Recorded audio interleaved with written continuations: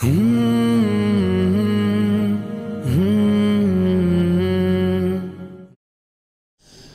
वालेकुम, मैं अबू अमल।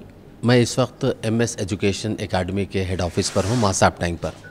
Thalassaemia sickle cell society की जानिब से यहाँ पर एक ब्लड कैंप ऑर्गेनाइज़ किया गया है। हमारे साथ मैनेजिंग डायरेक्टर अनवर साहब है। तफसीलात ये है कि वहाँ पर हॉस्पिटल में ब्लड की अचानक शॉर्टेज हो गई थी।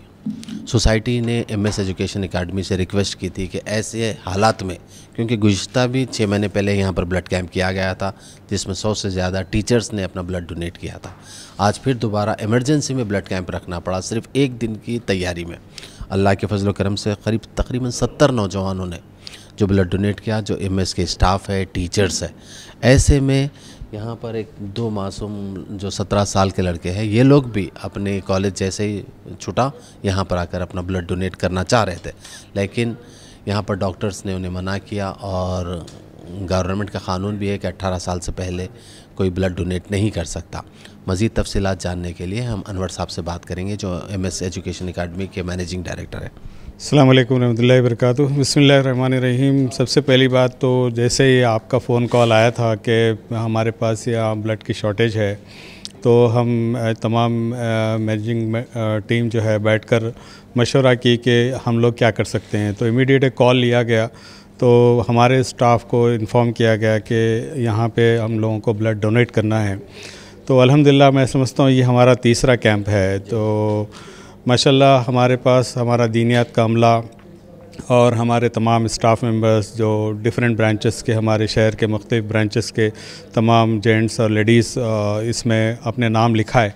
काफ़ी सारे लोग यहाँ पे आए थे, मगर कुछ लोगों को शायद उनकी जो है ब्लड की टेस्टिंग के बाद कुछ लोगों को वापस भेजा गया, मगर कमोपेश अभी तक तो मैं समझता हूँ करीब जो है 70 नंबर तो हो गए हैं। अभी तो माशाल्लाह और चल रहा है, तो अल्लाह की ज़ात से उम्मीद है कि हम लोग 100 के आसपास या उसके आगे जाएंगे। और एक बात ख़ास तौर पे देखी गई, जैसे बात चलाई जा रही थी हमारे कॉलेजेस में, तो हमारे बच्चों को जैसे मालूम हुआ, इंटरमीडिएट के बच्चों को, तो उन्होंने भी कहा कि हम भी देने के लिए तैयार हैं। तो वो बच्चे भी जो है निकल कर आए थे। तो जैसे मालूम हुआ कि यहाँ पे वो काफ़ी, मैं जब मेरे पास नंबर्स आए हमारे प्रिंसिपल्स के पास से, तो करीब वो भी 100 से ऊपर थे और उनको रास्ते से ही वापस करना पड़ा। और काबिल मुबारकबाद है वो बच्चे और उनके पेरेंट्स भी उनको परमिशन, हम लोग पेरेंट्स से परमिशन लेके आने के लिए कहे थे, तो उनके पेरेंट्स भी उनको परमिशन दे चुके थे कि आप जाके दीजिए।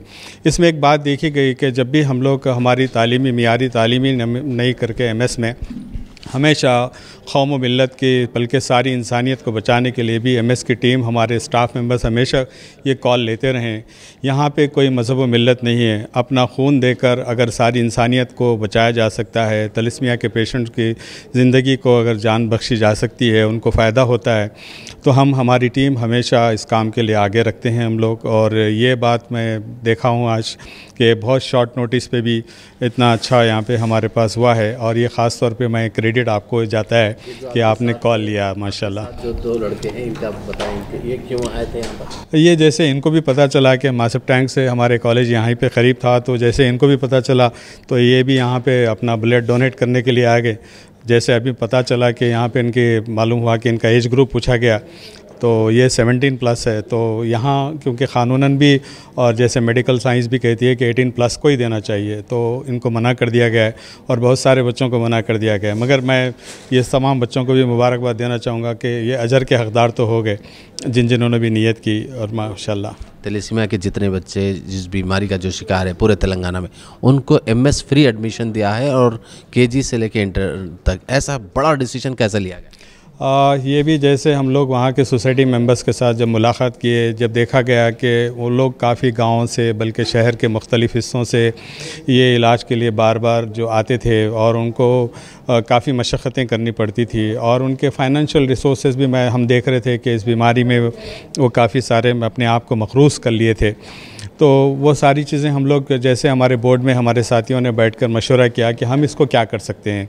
उसमें माशाल्लाह जैसे आपकी पहल भी उस मामले में रही है, तो जैसे डिसीजन लिया गया कि नहीं हम लोग इनको फ्री एजुकेशन देंगे। अल्हम्दुलिल्लाह अब तक का जहाँ हमारा आंकड़ा है वो 100 को पार कर चुका है।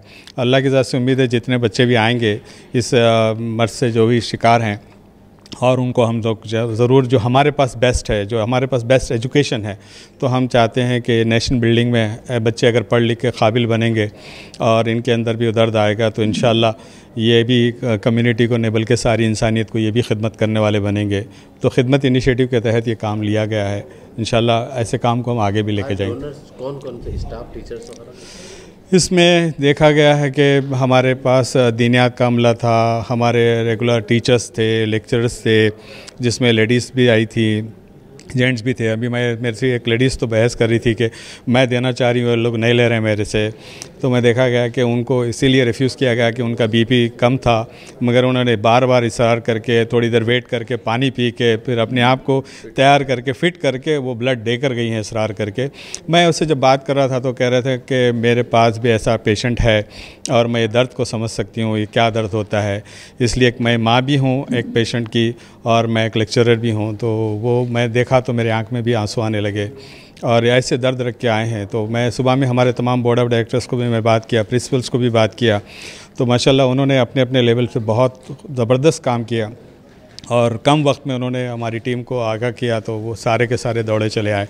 तो इंशाल्लाह एमएस हमेशा बल्कि अपनी तालीमी मियार को ही नहीं बल्कि अपनी इंसानियत को बचाने के लिए, तमाम मज़हब व मिल्लत की इंसानियत को बचाने के लिए, इस मुल्क की तमाम जो है जो छोटे नन्हे मुन्ने बच्चे जैसे हम आपके वीडियो में देखते हैं, उन तमाम की जानों को बचाने के लिए एमएस के स्टाफ का खून के ख़तरे भी इंशाल्लाह उनके लिए कारआमद होंगे और उम्मीद करते हैं कि अल्लाह ताला उनको उसमें सेहत और आफ़ियत अता फ़रमाएगा।